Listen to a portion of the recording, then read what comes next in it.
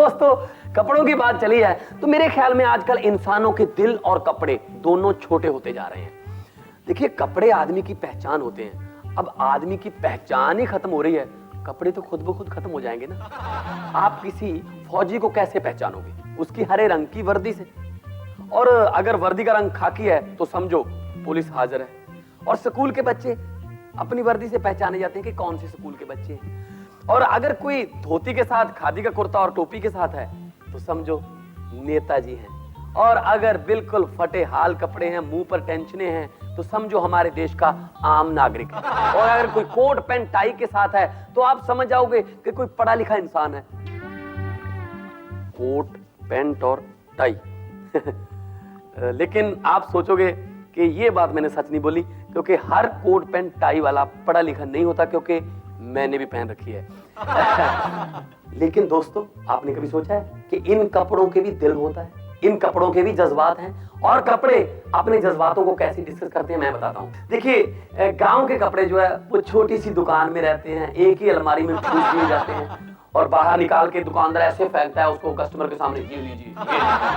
शहर के कपड़े बहुत अच्छे माहौल में रहते हैं। शहरों में बड़े बड़े मॉल हो गए हैं, एसी मॉल खुल गए हैं, कपड़े भी ऐसे स्टाइल्स रहते हैं, स्टैचूज पर पहने रहते हैं। और शहर के कपड़ों की किस्मत गांव के कपड़ों की किस्मत से थोड़ी ज्यादा तेज होती है, क्योंकि शहर का चाहे कैसा भी रंग हो कपड़े का, कैसी भी शर्ट हो गंदी मंदी, लेकिन वो एक आध बार, बल्कि 2-3 बार, बल्कि 4-5 बार तो ट्राई रूम में ट्राई हो ही जाती है।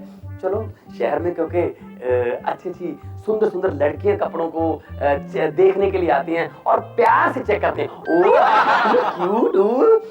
गांव में कौन सा क्यूट है, गांव के कपड़े कमाल है, उनको सब कुछ पसीना पता नहीं और क्या क्या झेलना पड़ता है। शहर के कपड़ों पर परफ्यूम छिड़का जाता है, तरह तरह की खुशबू आती है।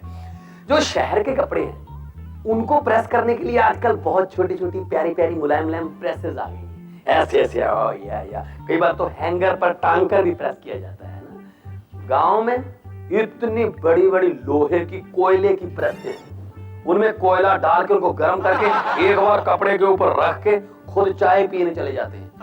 5 मिनट के बाद जब आते हैं तब पता चलता है शर्ट का या पैंट का पता नहीं क्या धुआं निकलता, धुआं। तो शहर के कपड़े और गांव के कपड़ों में और भी बहुत अंतर है। शहर के कपड़े परफ्यूम में रहते हैं, हैंगर में रहते हैं, अच्छी अच्छी अलमारियों में रहते हैं। गर्मियों के कपड़े संभाल कर भी रखने हैं सर्दियों में ना, तो उनके ऊपर फरनैल की गोलियां रख देते हैं। कपड़े कहते हैं यार दम घुट गया, शायद अगली गर्मियों तक तो मर ही जाएगा। शहर के कपड़ों को धोने के लिए अच्छी अच्छी वॉशिंग मशीनें आई हैं, ऐसे ऐसे प्यार से धोती हैं और उनको अच्छे तरीके से सुखाती भी हैं।